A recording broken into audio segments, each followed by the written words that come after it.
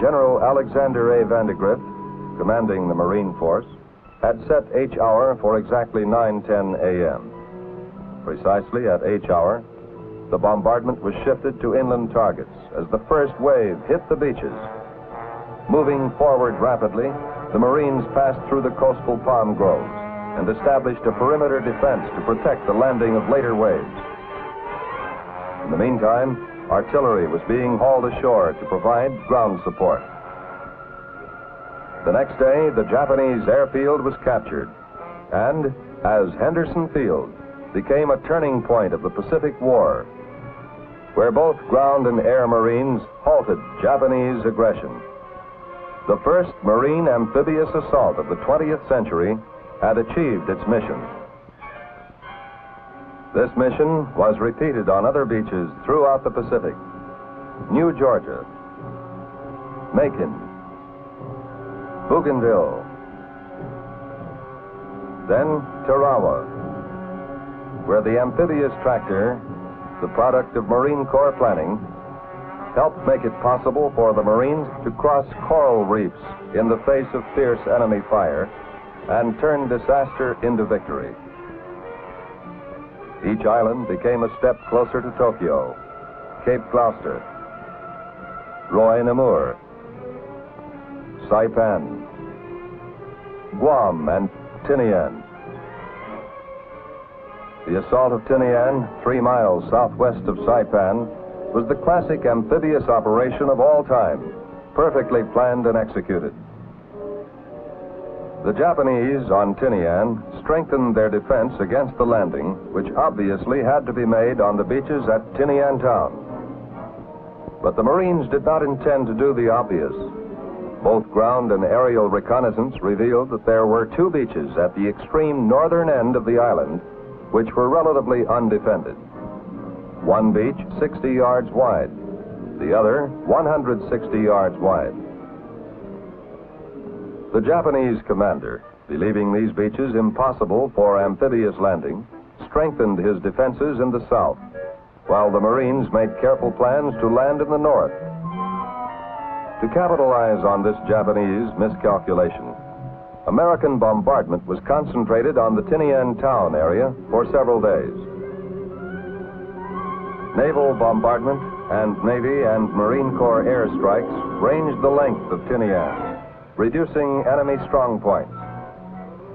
Napalm incendiary bombs were first introduced in these air attacks. These waves of fire were a new and terrifying weapon. 155 millimeter and 105 millimeter artillery pieces were positioned along the southern beaches of Saipan to provide covering fire for the assault.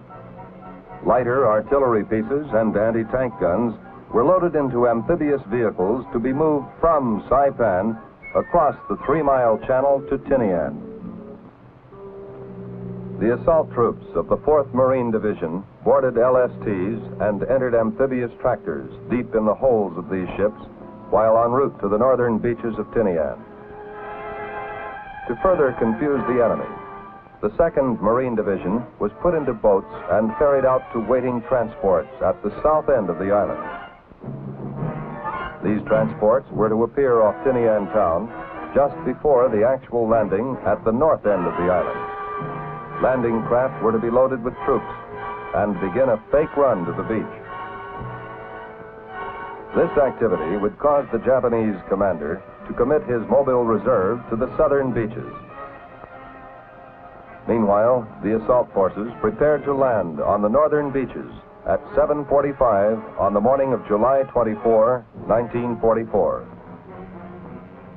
When the order was given to land the landing force, everyone did his job and knew that the man beside him would do his. The assault regiments penetrated to 500 yards by 10 o'clock. 3 days later, the island was secured. This classic amphibious operation had been executed with perfection. Reconnaissance, planning, leadership, coordination, and training combined to guarantee victory. As the Navy and Marines went forward to Peleliu, the Marine concept of close air support of ground troops took on a new meaning. The 1st Marine Division held an airfield, but the Japanese held the far end.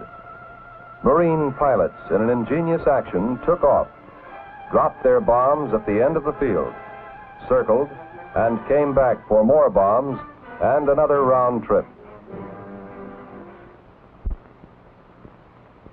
Then there was Iwo Jima, where, as Admiral Nimitz said, uncommon valor was a common virtue.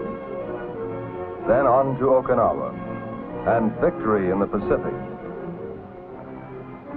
Congress, recognizing the need for a strengthened and more clearly defined defense structure after World War II, passed the National Security Act of 1947, which specifically gave the United States Marine Corps responsibility for amphibious doctrine and development for all armed forces, in addition to its customary role of a striking force in readiness. The Marine Corps met the challenge with a vigorous program of amphibious exercises to test improved weapons, like the recoilless rifle. They developed lightweight body armor. They tested the capabilities of new supporting equipment, such as mobile cranes, tramways, and boat recovery equipment. And at the center of all Marine Corps development, Quantico, Virginia, they began experiments with the helicopter, a possible way to lift men and equipment beyond enemy positions, adding a new dimension to amphibious assault. This advanced Marine thinking, planning, and training soon had a proving ground when in 1950, Communist North Koreans attacked South Korea. The United States moved to support the United Nations in resisting aggression, and Marines, including the thousands in the Marine Corps Reserve, always ready to move, were among the first to go. To ease the pressure on the Pusan perimeter, Supreme Allied Commander in Korea, General Douglas MacArthur, decided to assault the enemy's flank at Incheon. This difficult task was given to General O.P. Smith, commanding the 1st Marine Division. The hazards of the Incheon landing were formidable. Geography was against the Marines. The harbor was protected by a fortified island connected to the mainland by a half-mile-long causeway. The island would have to be seized and neutralized before the main landing. The tides in the narrow channel, the only approach to Incheon, were among the highest in the world, averaging 29 feet. And finally, mud flats and a 12-foot seawall. Timing the assault was basic to the planning. And they did it, supported by naval gunfire. And precisely according to plan, the Marines seized the island fortress, crossed the mud flats, scaled the seawall, blasted access roads through the wall for resupply, and once again accomplished their mission. As fighting in Korea progressed, the Marines applied their versatile helicopters to many tasks: to deliver small forces to hilltop positions, bypassing fortifications, as aerial ambulances, delivering wounded directly from the battlefield to hospital ships offshore, as movers of batteries of rocket launchers into firing positions. After these launchers fired, the Marine helicopters lifted the rocket launchers away before the enemy could zero in. These Marine operations helped still the enemy guns in Korea.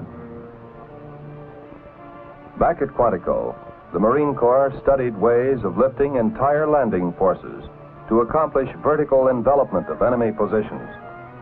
Another new concept. Based on vertical envelopment, it dictated a powerful two-pronged attack. One prong, a surface assault across the beach by the usual means, but at widely separated points. The other, vertical envelopment by assault troops in helicopters.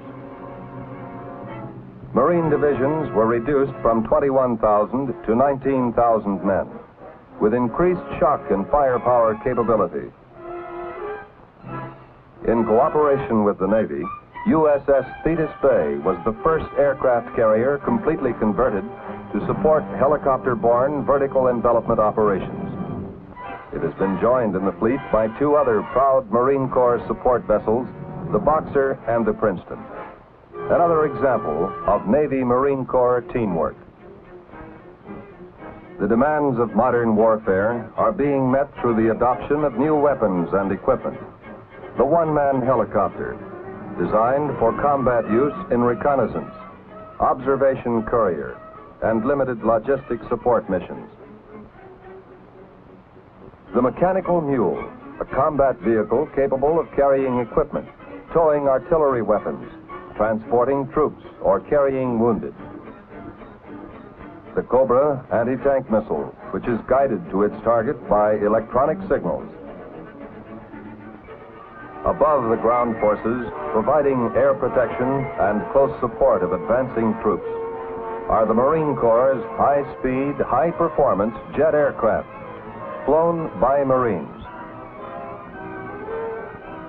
The individual Marine is being rebuilt and modernized too, to acquire the additional skills necessary for modern warfare, such as parachute training for reconnaissance personnel, or underwater swimming, demolition work, and beach scouting at night from submarines.